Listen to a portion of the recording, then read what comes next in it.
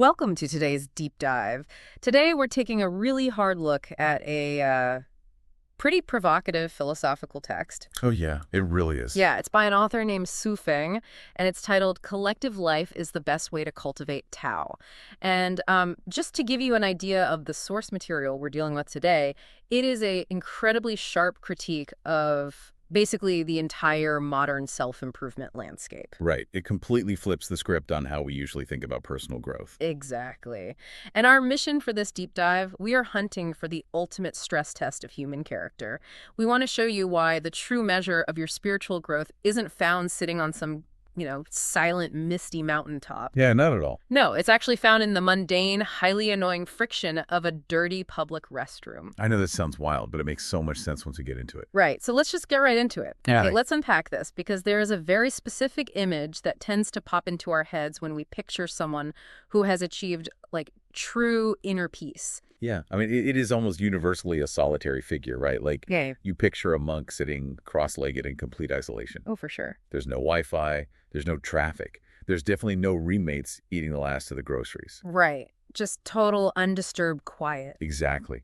Because for centuries, we've inherently associated spiritual perfection with, well, sensory deprivation.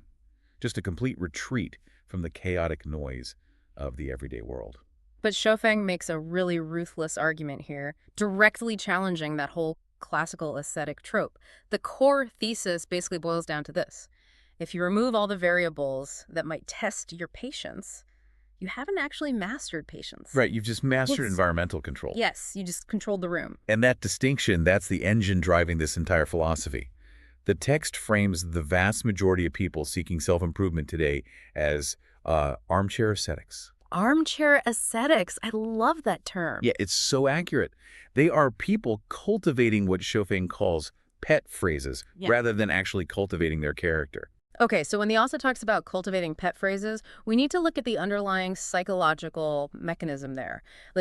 Why does the human ego just love the vocabulary of enlightenment so much? Well, what's fascinating here is how the brain actually processes theoretical learning versus practical application. Okay, how so?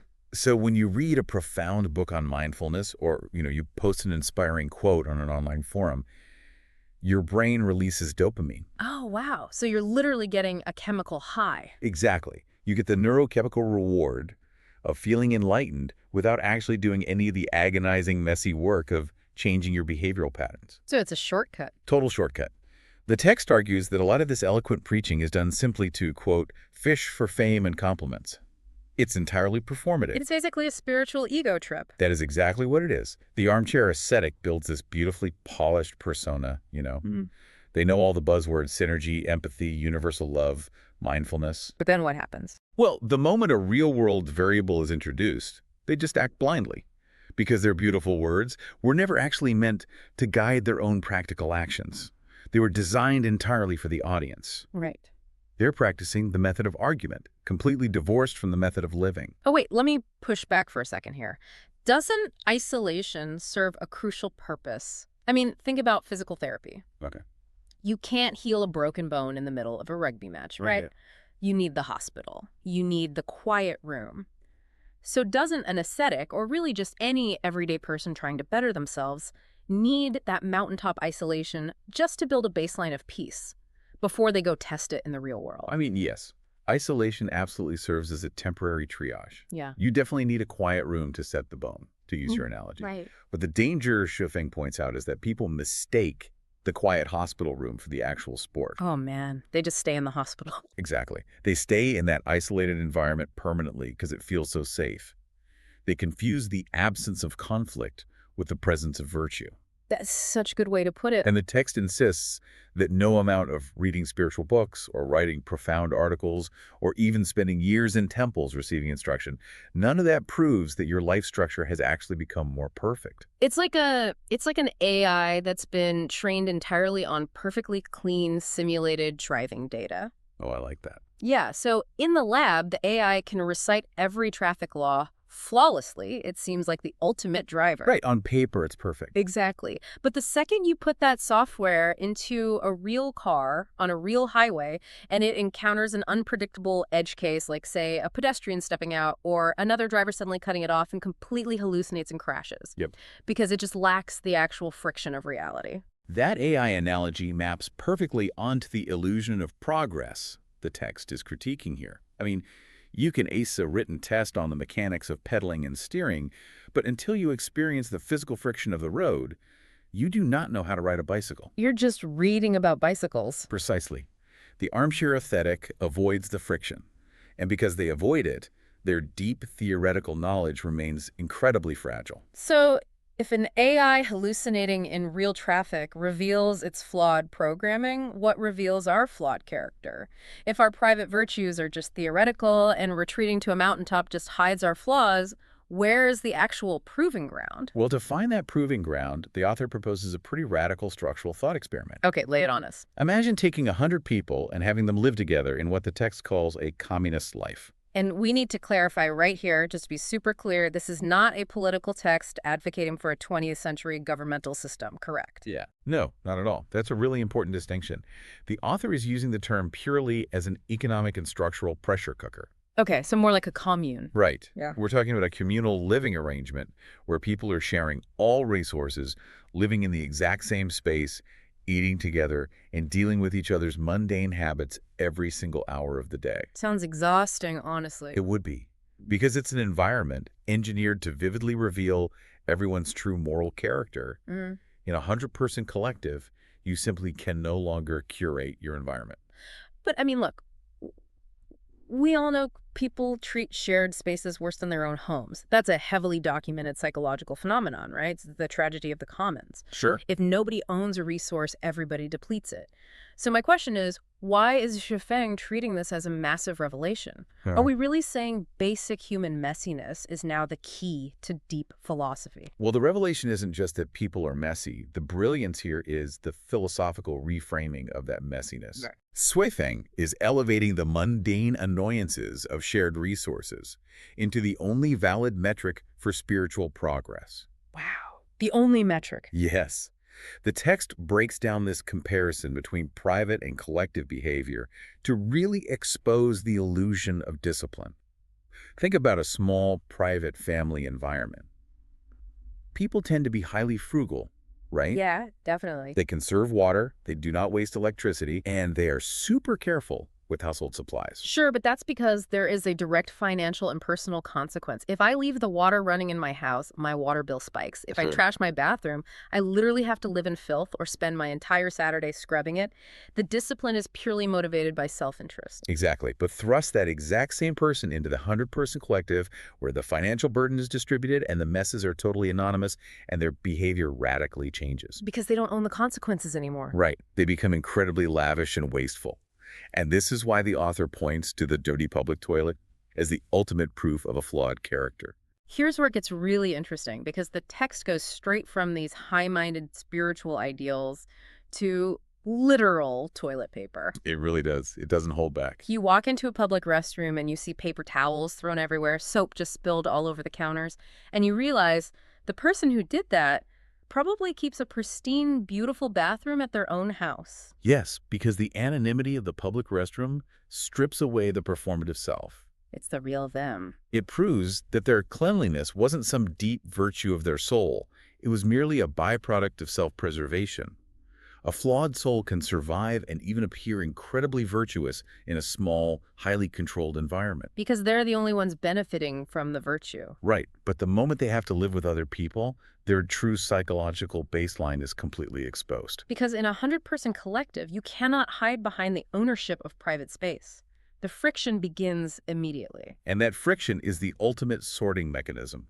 The text states that a person with a flawed heart becomes entirely incompatible in a collective setting. They just constantly clash with everyone. Exactly. They become a constant source of disputes because their internal selfishness is continually colliding with the actual needs of the group.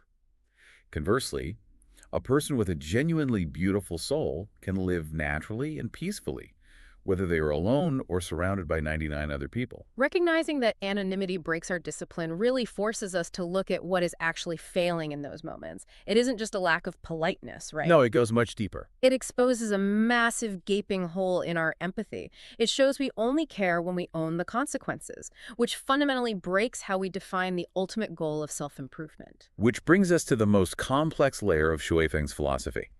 The text asserts that the absolute core of all self-refinery and spiritual cultivation comes down to an essential triad: nature, love, and Tao. Okay, let's make sure we do not just gloss over these terms as, more self-help jargon. Good idea. If this triad is the core, we need to understand the actual mechanics of each piece. What exactly does the author mean by nature and Tao in this specific context? So they are deeply interconnected. Tao, in this philosophical framework, refers to the fundamental truth, the underlying reality, or basically the universal flow of life. It's the ultimate destination of spiritual cultivation. Okay, the universal flow. Got it. And nature. Nature, on the other hand, isn't referring to like trees and mountains and rivers. Right. It refers to your authentic internal disposition, your raw, unfiltered character when absolutely no one is watching. So if your nature is your baseline programming and the Tao is the ultimate harmony of the universe, where does love fit into all this?